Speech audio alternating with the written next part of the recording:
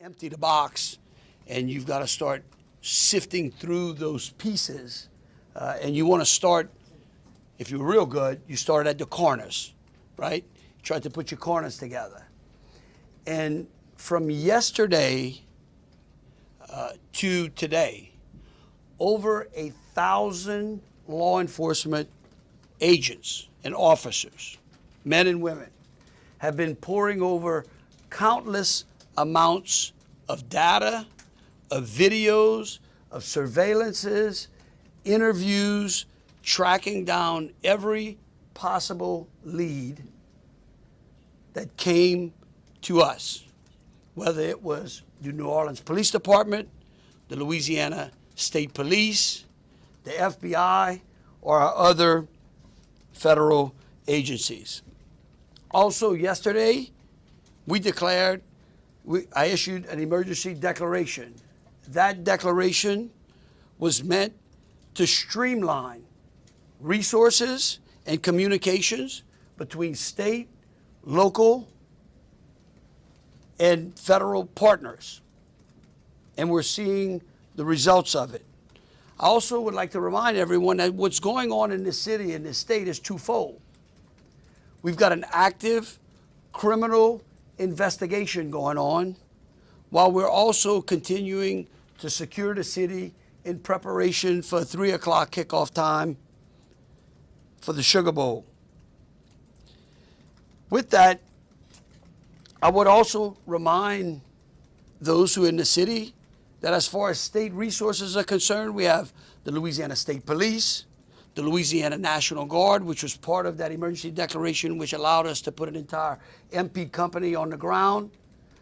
Those become force multipliers, is what we call that in law enforcement and the military. That helps to add to the resources that we have.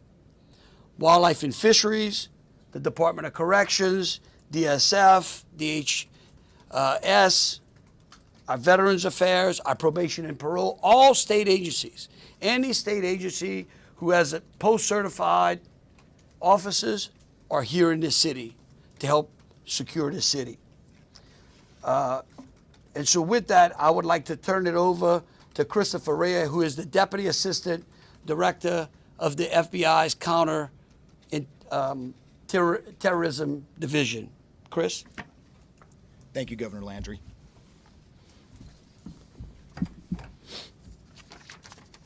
Good morning. I am FBI Deputy Assistant Director Christopher Rea. I'm from our Counterterrorism Division at headquarters.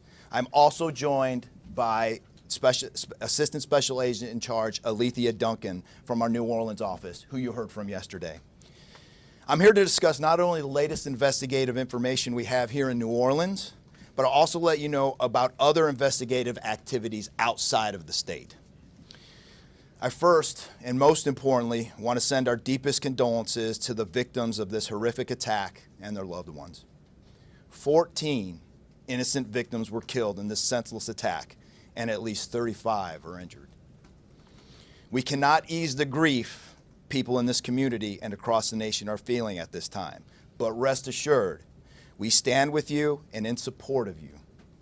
All the resources, and I'm going to go into that a little bit later, all the resources of the FBI are being focused on tracking down every piece of evidence, every lead, every interview, every potential lead we've got. While I won't be able to answer all your questions today, my goal is to be as forthcoming as possible with you on what we've uncovered so far. First and foremost, let me be very clear about this point. This was an act of terrorism. It was premeditated and an evil act. This was obviously a critical incident, and with that, lots of information and tips come pouring in from law enforcement, first responders, and the public. We have been aggressively running down these tips and information. As you all know, that takes time, and we will continue to do so until every lead has been followed through on. This investigation is only a little more than 24 hours old. So I ask you to keep in mind that as I go through some of the specifics later. But at this point, currently, and this is another another fact I want to be clear on, we do not assess at this point that anyone else involved in this attack is involved in this attack except for Shamsa Din Jabbar, the subject you've already been briefed on. A little bit about what the FBI is doing. So we are surging people and assets to the area from across the region and across the nation. Special agents in multiple field offices across the country have been deployed and are assisting with potential aspects of this investigation and following up on every lead. Additional teams of special agents, professional staff, and victim specialists continue to arrive to provide more investigative power and assistance to the victims and their families. We have also forward deployed a number of our critical incident response group assets, including members of our hostage rescue team, special agent bomb technicians, and crisis management coordinators. In addition, we have deployed more evidence response technicians to continue to process the various scenes that we have. So far, we have received just over 400 tips from the public, and that information is being followed up on both here in New Orleans and across the country. Some of the tips are here in New Orleans, and there are other tips in other states across the country that we are following up on. The FBI team and our law enforcement partners here are also reviewing hundreds of hours of surveillance and other video from both the French Quarter and other locations. As for a timeline, at this point, investigators believe Jabbar picked up the rented F-150 in Houston, Texas on December 30th. He then drove from Houston to New Orleans on the evening of the 31st, and he posted several videos to an online platform proclaiming his support for ISIS. There were 5 videos posted on Jabbar's Facebook account, which are time-stamped beginning at 1:29 a.m. and the last at 3:02 a.m. In the first video, Jabbar explains he originally planned to harm his family and friends, but was concerned the news headlines would not focus on the, quote, war between the believers and the disbelievers, end quote. Additionally, he stated he had joined ISIS before this summer. He also provided a will and testament.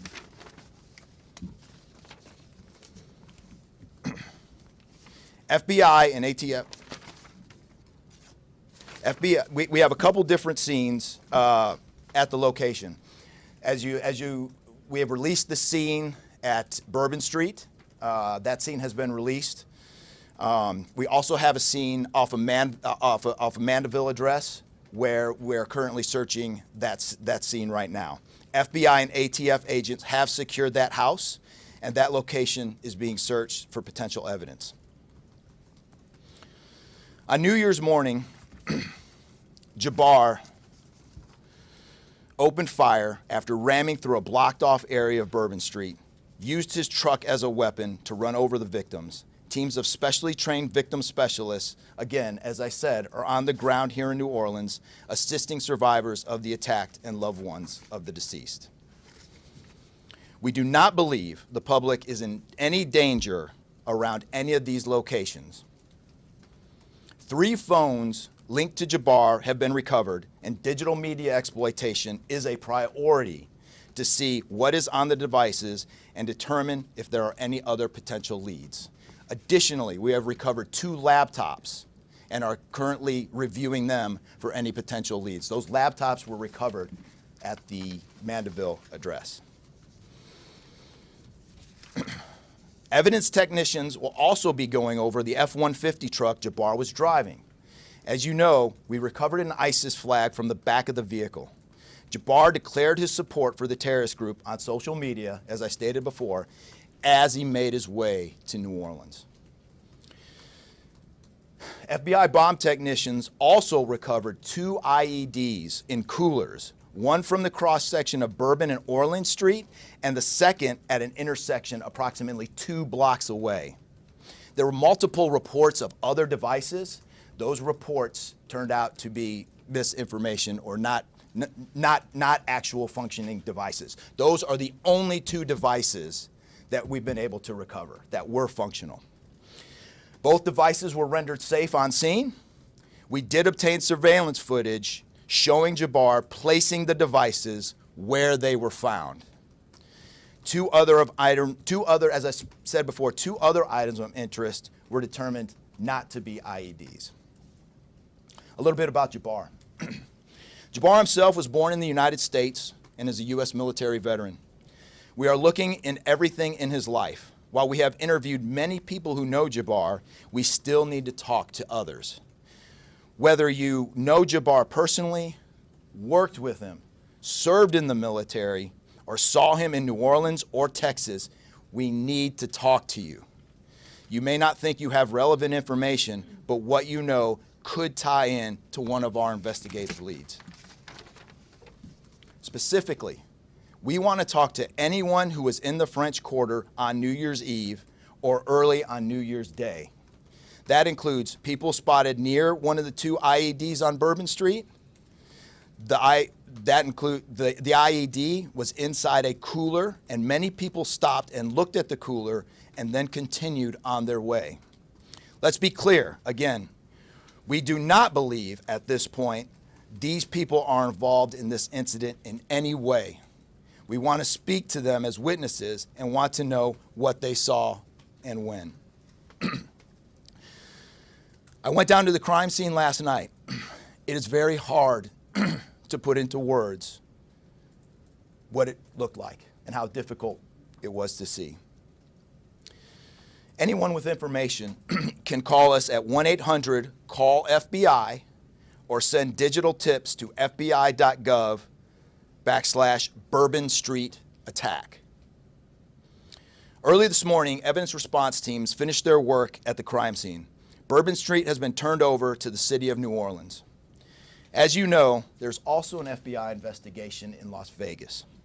We are following up on all potential leads and not ruling everything out. However, at this point, there is no definitive link between the attack here in New Orleans and the one in Las Vegas. And again, I'll preface, as I close, I'll preface everything with what I started with in the beginning, which was this is very early in an investigation like this. Again, our thoughts and prayers are with the victims of this tragedy and everyone impacted across the country.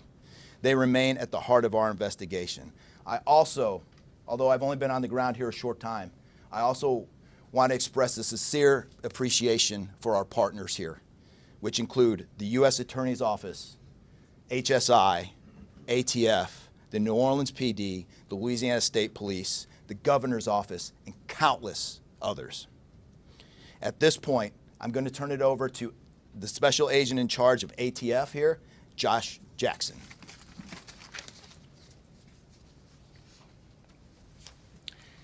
Hey, good afternoon. As stated, my name is Joshua Jackson. I am the Special Agent in charge for the ATF New Orleans Field Division.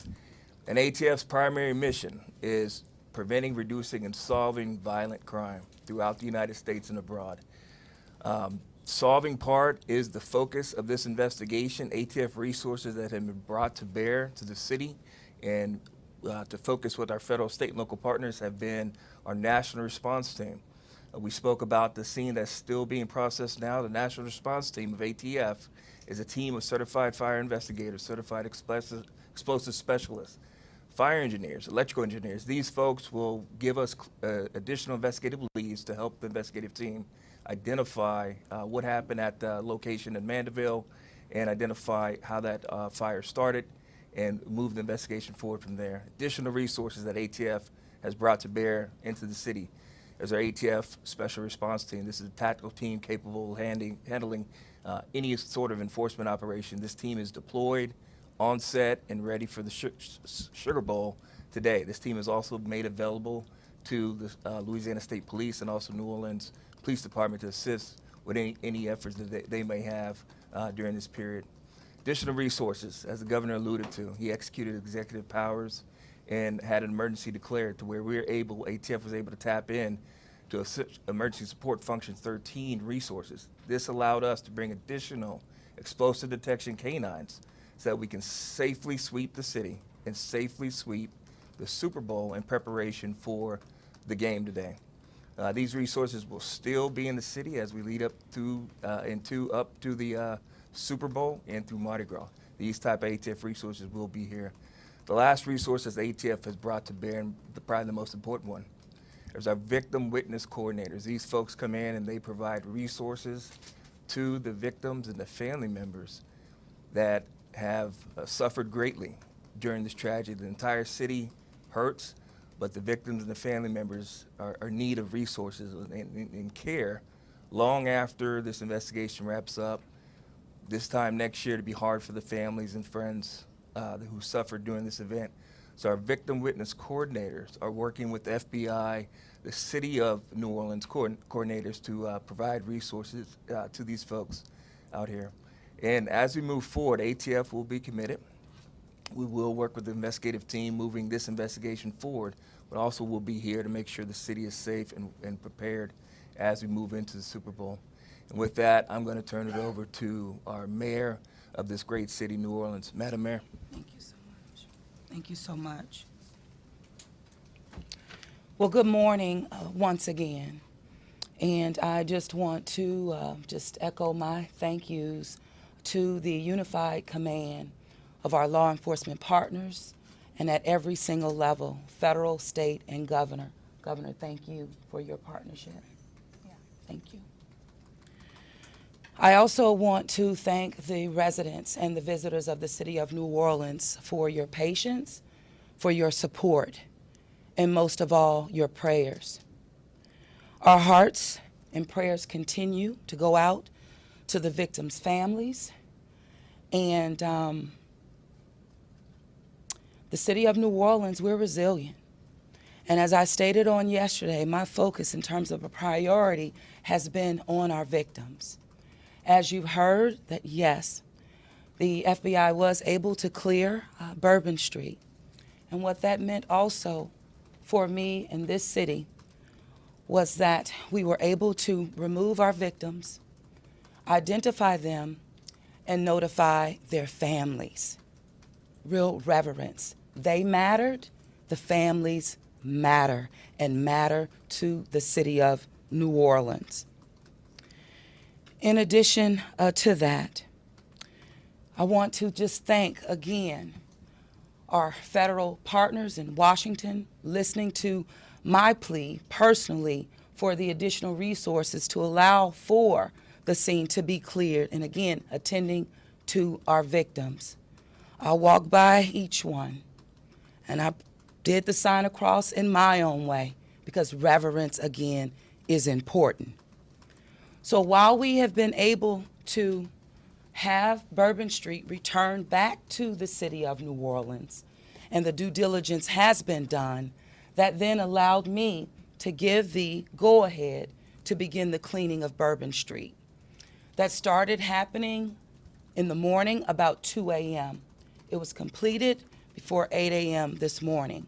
But that has really set the tone, I would say, and with the confidence that I have in the law enforcement partners, all of the resources that have been activated, how we have made sure that safety continues to be our top priority, how our assets have been deployed strategically, again, for the safety and the protection of our visitors and our residents in the city. And because of that, the confidence is there to reopen Bourbon Street to the public prior to game time today. The first order will be to allow for vendors to come in and service the businesses. That's important in order for us to stand up activation, as you know, Governor. And so with that, I want to reassure the public that the city of New Orleans is not only ready for game day today, but we're ready to continue to host large-scale events in our city because we are built to host at every single turn. I want to, again, thank all of those who responded to the FBI's call for information and tips. As you heard, that has been useful. Continue to do that. The investigation is still active and absolutely under the FBI's leadership. We will continue to operate and cooperate as we always have. So I want to also thank all of our partners for the added resources for victim and crisis management. We know that that's, again, important. Working with our partner, the Greater New Orleans Foundation, we have set up a fund for our victims' families for not only today but into the future. As you heard, this is going to be a long process for our people. So with that, the city of New Orleans, and with all of my confidence, we are ready. And we could not get here, again, without the unified presence, support, and cooperation. We are stronger together. And I want to say again, thank you so much. Thank you, Governor.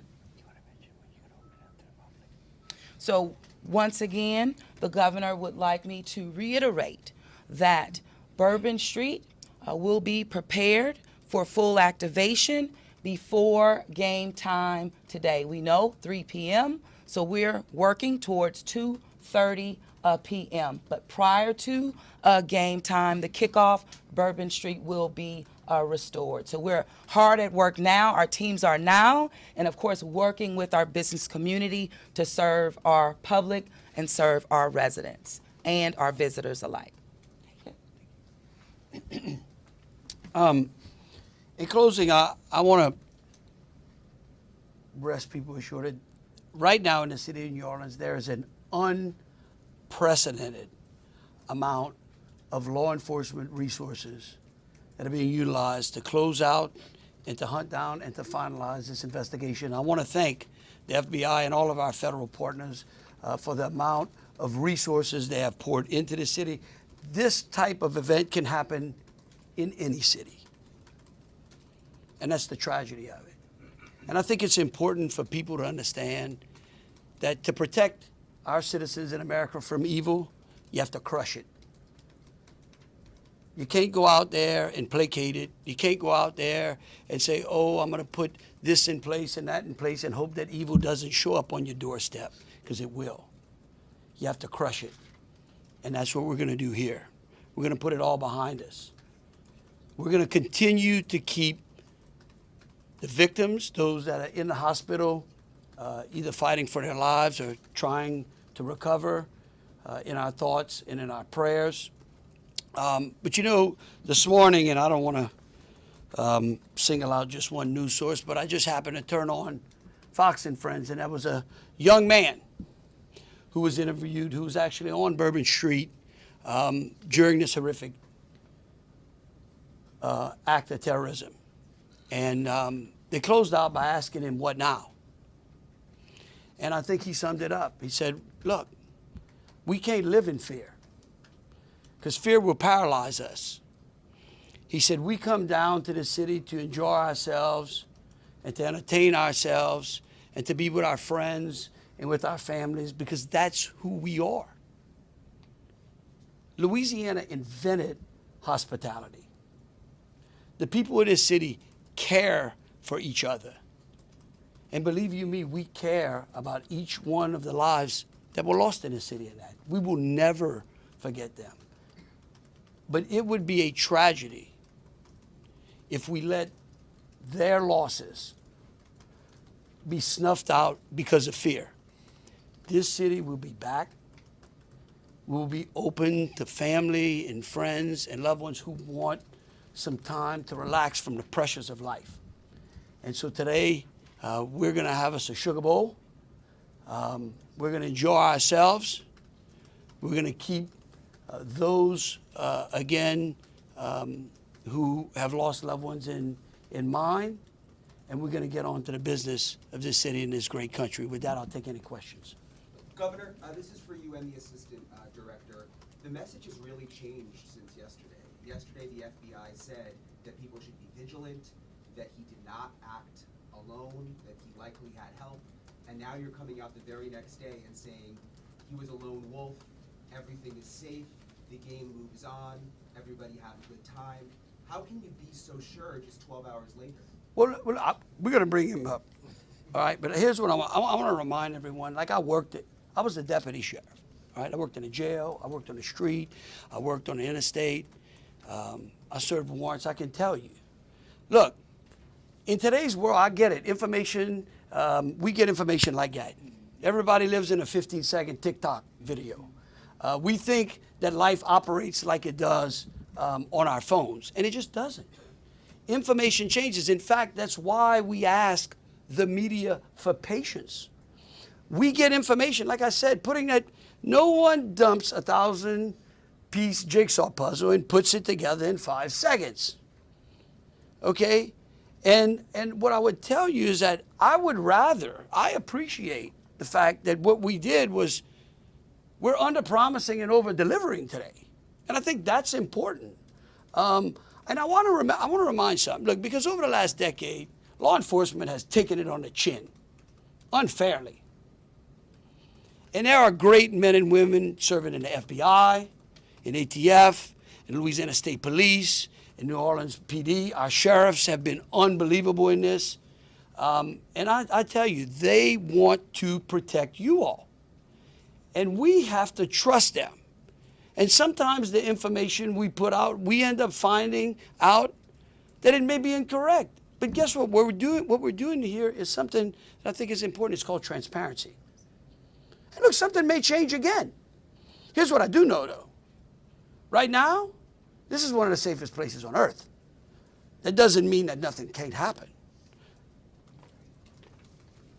Thank you, Governor. And to echo exactly, I think the Governor put it eloquently, as could be said. In a lot of these instances, I also had the opportunity to deploy a boss bomb, and I will tell you this is almost carbon copy to boss bomb as far as the inaccurate reporting that comes up. And what the Governor said is we want to be transparent with the public. Years of the FBI not being transparent, we're being as transparent as we possibly can. And unfortunately, as we're being transparent, unfortunately for that, there is some information that we have to go back and recorrect. And in this particular incident, you heard the resources that we've brought, that the other state and locals have brought. We've had 24 hours now to go through media, to go through phones, to interview people, to analyze those videos, analyze other databases. And after all of that, there's been hundreds and hundreds of leads done just in 24 hours.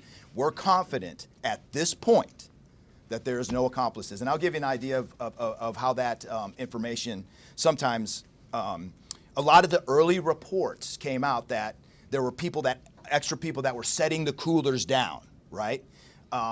It turns out those were just patrons on the street that were looking inside the coolers, right? Well, we didn't know that at first, so we had to kind of track all that down and put that to rest. So that's just an example, one of the pieces of information, but there were other pieces of information that after we got our feet under us a little bit and on the ground here, we were able to put together a much more accurate picture of the subject and his attention.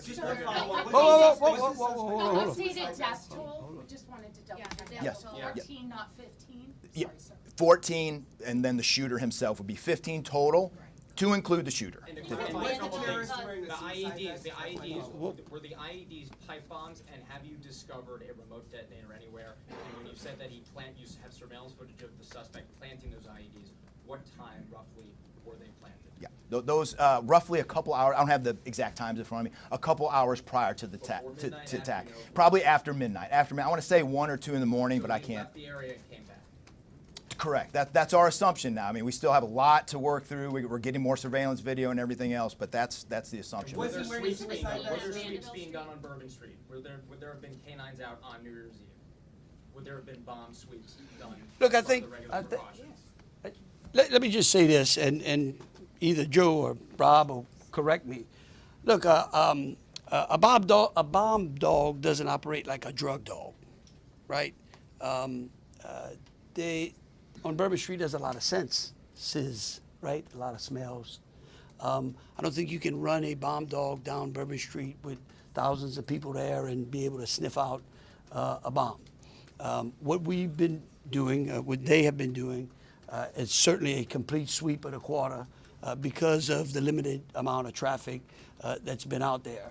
Let me just say this. I think this may help. It would be my hope that as some additional time goes through, maybe closer to maybe the beginning of next week, we will, if we've got it to what extent buttoned up as we could, I would work with the FBI and the city, and maybe we can come up with a timeline to be able to get you those information, kind of walk everyone through from day one through. I think it's extremely premature, and you're really putting us on some speculative grounds to ask some of those questions, because again, it's only been 24 hours. I mean, can you imagine how far we've come in 24 hours? So, Just clarify if there was pipe bombs and well, we'll go one at a time. Being done to make Bourbon Street safer tonight than it was New Year's Eve? Are temporary bollards being brought in to block off the street, and why weren't those used on New Year's Eve? Well, look, here's what I'm going to say. Every time some bad guy does something like this, there's what we call an after-action review. Because again, nothing is 100%. We have reinforced the area. We have deployed some additional types of assets. I personally, it's up to the city or other, I don't like to give specifics because I don't like to tell the enemy what we got. But I can tell you we're in better shape than we were before. We have time for two more questions. Director, may I speak to the Mandeville scene? Can you speak to the Mandeville scene? And then we'll go to you. Some neighbors at that site told us they smelled smoke early in the morning. Was there a fire there? Any kind of burning happening? Yeah, Do you great. still believe that fire happened after the suspect was killed? That's correct. Yeah, I'll move to 18. I do want to address the suicide vest question. I want to kill that one right away. Okay. There was no evidence that the subject was wearing a suicide vest at all. So I will turn the Mandeville stuff over to ATF. Yeah, as to the fire at the Mandeville scene, so our working theory now is that the fire started after Jabbar was already deceased. There's a lot of different ways that can happen. You could have different time devices. You could have a long cord that extended that time. You could also have pressure cookers that were put on top of the stove filled with gasoline, and then it went off. There's a lot of different ways to do it, but that is why our ATF National Response Team is here to answer those questions and get that investigative lead back to our team. So more to come on that. We're still processing that scene. We're out there right now. Are you able to assess what type of... How he became radicalized over all of this time? What brought him to Bourbon Street? Do we understand? Was there any international travel involved? What led him down this path to this sort of radicalization? Yeah. Sure, a lot of questions we're still asking ourselves.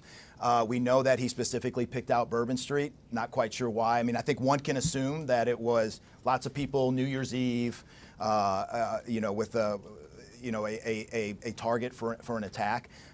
That's the stuff in the coming days as far as that path to radicalization that we're really going to be digging into and making a priority of. So what I can tell you right now is that he was 100% inspired by ISIS, and so we're digging through more of the social media, more interviews, working with some of our other partners to ascertain just how to ascertain a little bit more about that connection. We're gonna do one more. Kate. Right there.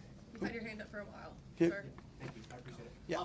It's actually for Special Agent Ryan.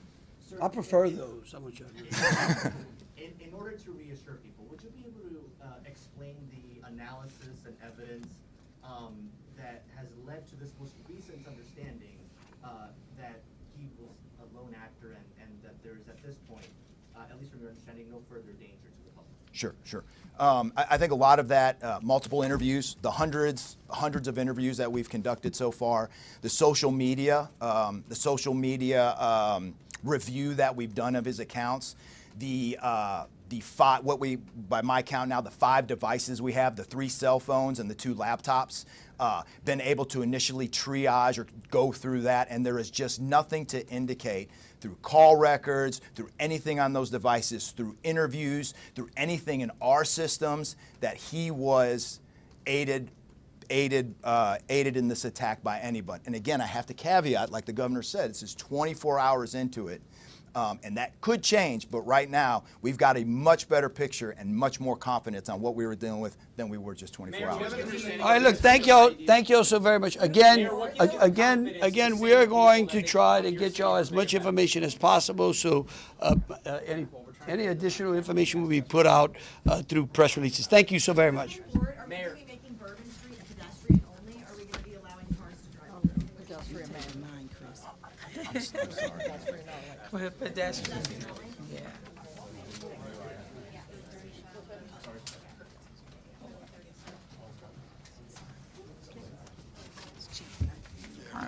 No, you good? No, I'm good.